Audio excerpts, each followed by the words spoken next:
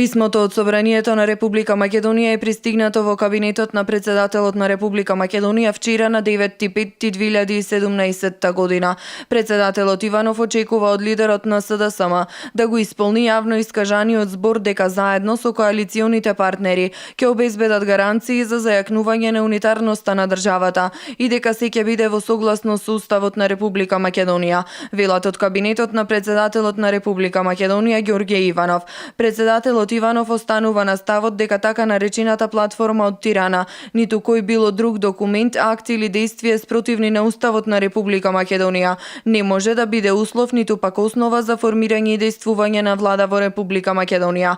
Македонскиот претседател во однос на определување мандат ќе постапи согласно Уставот и досега воспоставената практика, велат од кабинетот на македонскиот претседател. Лидерот на СДСМ Зоран Заев во неколку наврати изјави дека е подготвен лично да гарантира за унитарноста, уставноста и мултиетничноста на државата.